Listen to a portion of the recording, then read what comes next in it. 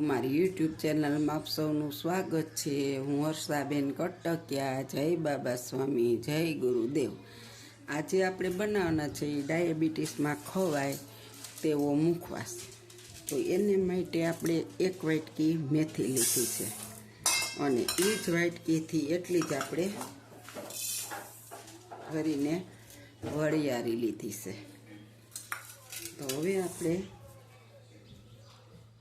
આ મેથી છે ને એને આપણે થોડી ધોઈ નાખશું।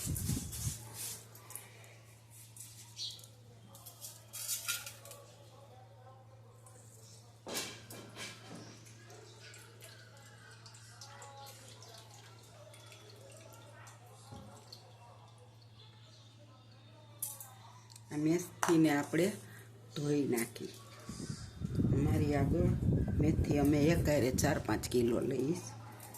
ડાયાબિટીસ છે તે આપણે મેથીનું શાક બનાવીએ કે કોઈ પણ વસ્તુ આપણે ખાવી હોય એ કરીએ નહીં। તો આજે આપણે એનો મુખવાસ બનાવીશું। તો તમે જોઈ શકો છો। જો એને માટે આપણે હળદર અને મીઠું આની અંદર નાખી દઈશું અને આને આપણે મિક્સ કરી અને અડધી કલાક રહેવા દેશું ને। પાણી તો અંદર થોડુંક છે જ, આપણે ધોયું ને એટલે નીચે થોડુંક પાણી છે જ, એટલે આ પલળી જશે અસર। અને આપણે આને 2 કલાક, 1.5 કલાક આમને હળદર મીઠામાં રહેવા દેશું। એટલે આપણે છે ને મસ્ત આ હળદર મીઠાવાળી મેથી બની જશે।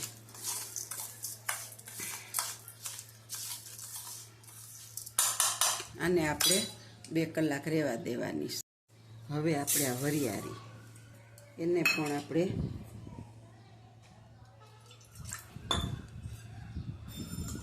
થોડું પાણી નાખીશું અંદર અને હળદર નાખીશું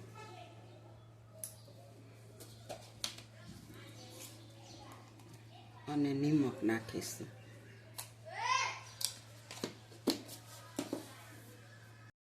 એની અંદર આપણે અડધું લીંબુ પણ નાખીશું એટલે વરિયાળીનો કલર મસ્ત થાય અને સારું થાય। આમાંથી આપણે લીંબુમાંથી બી કાઢી નાખીશું, અડધું ફાડું લીંબુનું પણ નીચવી દેશું।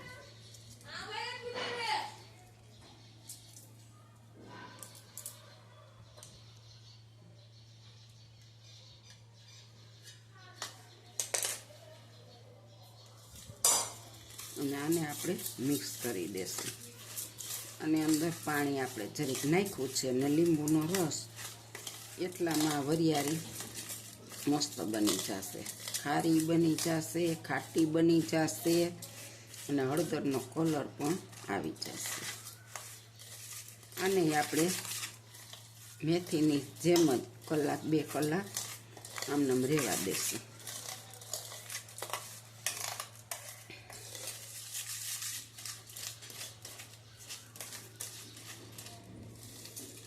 મસ્ત હળદર મીઠું બે ચડી ગયા છે અને અસર થઈ જશે।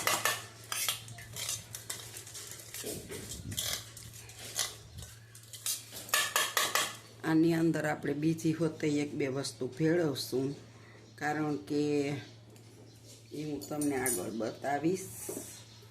અને આ બંનેને આપણે હળદર મીઠાવાળું કરી લીધું, આમાં આપણે લીંબુ પણ નાખ્યું છે અને આને 2 કલાક આપણે આમનામ રહેવા દેશું। જો આપણી વરિયાળી અને મેથી બંને આપણે પલાળ્યા હતા ને તો સુકાઈ ગયા છે। હવે તો આજ આપણે એને શેકી લેશું, કારણ કે આને 4 કલાક રહેવા દેવાના હતા, પણ હજી 1-1.5 કલાક ન થાય ને ત્યાં વરસાદ બહુ જ આવ્યો એટલે બહુ સરસ સુકાણા નહોતા, પણ હવે પછી આપણે એને ઓવરનાઇટ રાખ્યા અને સુકાઈ ગયા છે। હવે આપણે આને શેકી લેશું। તો તમે જોઈ શકો છો। હવે આપણે ગેસ ઓન કરીશું। આપણે ગેસ ઓન કરી લીધો, ઉપર કઢાઈ ચડાવી દેશું અને હવે આપણે આને શેકી લેશું। જો આપણી કઢાઈ તપવા આવી છે. હવે આપણે આમાં થોડી થોડી વરિયાળી નાખી પહેલાં વરિયાળી શેકી લઈશું. મસ્ત ધીરે તાપે. જો આપણી વરિયાળી અંદર થોડી થોડી ફૂટવા લાગી છે અને આપણે મુખવાસ શેકી રહ્યા છીએ. વરસાદ પણ ચાલુ થઈ ગયો છે ખૂબ જ. એટલે આપણે થોડોક ઠરે ને તરત ભરી લેવાનો, નકર હવાઈ જાય. આપણે હળદર મીઠામાં પલાળ્યો અને 2 કલાક પછી જ શેકવાનો હતો. ત્યાં તો વરસાદ ચાલુ થઈ ગયો એટલે આપણે આને રાત આખી પંખે રાખવો પડ્યો. અને જો હવે આપણી વરિયાળી શેકાઈ જશે. હમણાં શેકાવા તો આવી જ ગઈ, થોડીક વાર હજી શેકશું. જો આપણી વરિયાળી હવે ઉસમોલ શેકાઈ ગઈ છે. હવે આપણે એને કાઢી લઈશું. મસ્ત શેકાઈ ગઈ.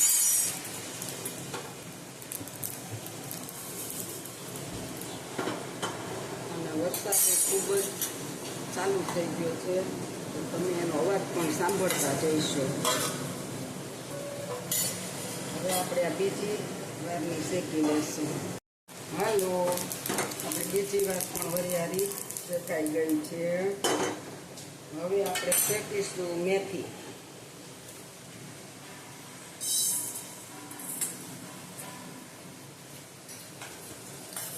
પછી આપણે આ રીતે બધી મેથીને શેકી લેવાની છે. મસ્ત. જો આપણા મેથી દાણા પણ ફૂટવા લાગ્યા અને શેકાઈ ગઈ છે. કલર પણ ચેન્જ થઈ રહ્યો છે, તમે જોઈ શકો છો. આપણે આવી રીતના બધી શેકી લેવાની.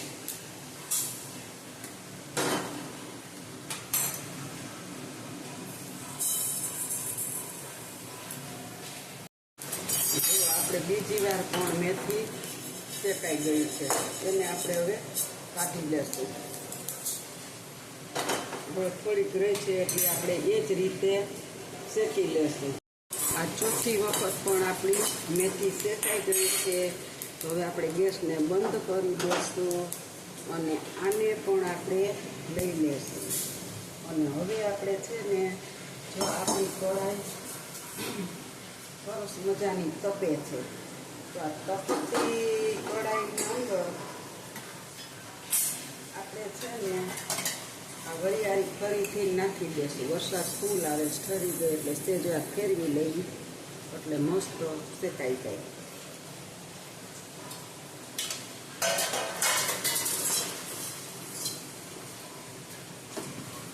અને સાથે આપણે 2 ચમચી અળસી નાખી દેવાના.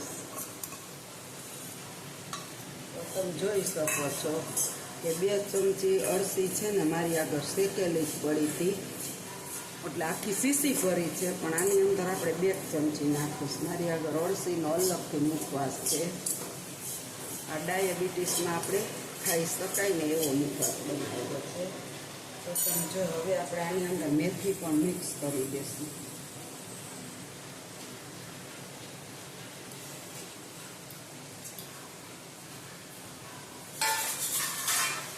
નોખી આપણે ઠરવા કાઢી હતી ને, આ મીઠું ને બધું નીચે પડ્યું છે એટલે આપણે આને અંદર મિક્સ કરી અને થોડી વાર આપણી કઢાઈ તપે છે એટલે આપણે આને અંદર જ રાખશું. વરસાદ ચાલુ છે ને એટલે નકર આ પછી ભાવ હવાઈ જાય. અને જો આ મુખવાસ છે ને, વરિયાળી ઠંડી છે અને મેથી ગરમ છે, પણ સાથે આપણે વરિયાળી એટલી જ નાખીએ ને એટલે આ મુખવાસ ડાયાબિટીસમાં ખવાય. પછી તમને પેટમાં દુખતું હોય તો મેથીની ભાખરી ઓમ ન ખવાય, પણ આવી રીતના ખારો મુખવાસ હોય તો છોકરાઓને પણ આપણે કોસલાવી નાખી શકીએ કે થોડો ખાઈ જાય બેટા, દુખતું મન થઈ જશે. અને આ મેથી છે અને વરિયાળી એના તો ખૂબ જ ફાયદા છે, આપણે કઈ એટલા ઓછા છે. તો જો આપણો મેથી અને વરિયાળી અને થોડીક એવી અળસી, આનો મુખવાસ તૈયાર થઈ ગયો છે. અને આપણે થોડોક ઠરવા દઈ અને શીશો ભરી લેશું એટલે હવાય નહીં. અને તમે જોઈ શકો છો કે જો આપણો મુખવાસ કેવો બન્યો મસ્ત. હું નજીકથી બતાવું તમને, એકદમ પીળો ધમરક જેવો.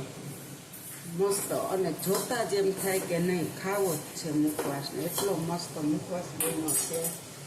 તો જો આ ડાયાબિટીસમાં અને માંદા હોય, કોઈ પેટમાં દુખતું હોય, આપણને જરા સારું ન હોય તો આ મુખવાસ ખાવાથી આપણને ઘણો ફેર પડે છે. તો તમે જોઈ શકો છો કે કેવો મુખવાસ સરસ બન્યો છે. અને જો આવી રીતે તમે બનાવજો, કોઈને ડાયાબિટીસ હોય તો મોકલજો કે આ તમે ખાવ, આનેથી કંટ્રોલમાં રહેશે ડાયાબિટીસ. કારણ કે હું અવારનવાર મારે 20 વર્ષથી ડાયાબિટીસ છે, ખાવ જ છું.